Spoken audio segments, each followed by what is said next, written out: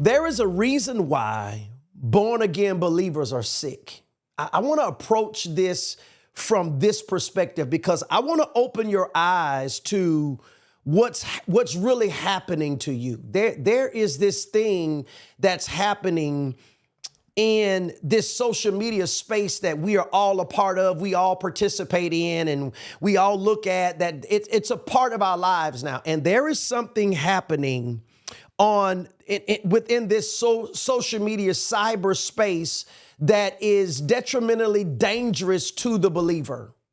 When I say detrimentally dangerous, I'm talking about detrimentally dangerous to the believer. And here's what it's doing. It is allowing the believer to forego the instructions and the directions of the word to do something different than what the word says. It is really causing believers to come from up under the umbrella of grace and do their life their way. It is causing believers to pardon themselves from Jesus's lordship and to bring themselves under the leadership and the disguise of the enemy, and they don't know it. What is that? What is that, Dr. V? What are you talking about? When we choose to go to social media to air out our dirty laundry.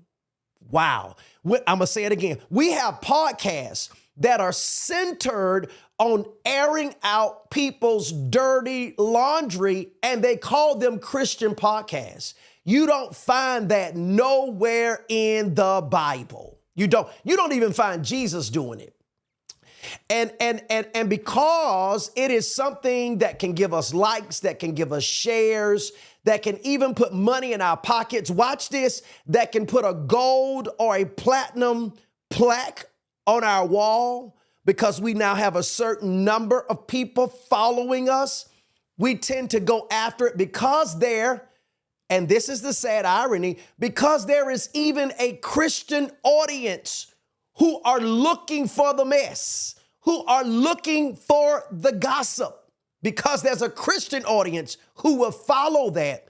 Many are going in that way when they themselves have something that they need God to forgive them of, when they themselves have something that God is still processing and working them through. How dare they then create a platform where they put other people's business or put the beam out or the mote that's in other people's eyes and are not dealing with the beam in their own eyes. Or this is what they do.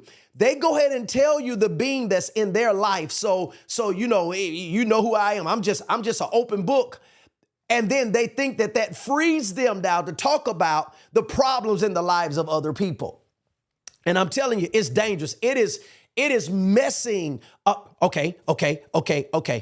See, there's a difference between being naturally sick and spiritually sick, because you can be spiritually sick and don't know you're sick. You can be spiritually sick and don't know you are affected.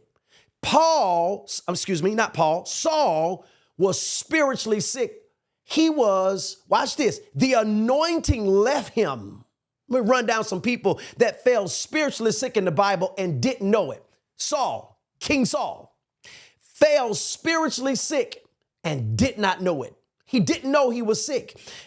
He had demons that were visiting him, coming up on him. He went to see a witch.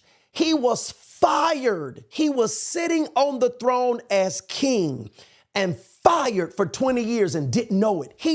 This guy is walking around and they calling him the king. He is purporting himself as king, rightfully so, because he's still in the seat. But in the spirit realm, he's fired because there is no anointing on his life for it. See, when you're naturally sick, there's signs. There's signs. You cough, runny nose, watery eyes. You can be spiritually sick and there be no real signs that you're sick. And in this season of this social media, if we don't put boundaries and we don't put guardrails around it, how we deal with hurt, how we deal with offense, we run the social media play. If we are not, I'm telling you, believers, we are rejecting our covenant right. That healing covenant is not just a natural healing covenant. That healing covenant is a spiritual healing covenant. You could be spiritually sick and not know it. Listen, there is a reason why born again believers are sick.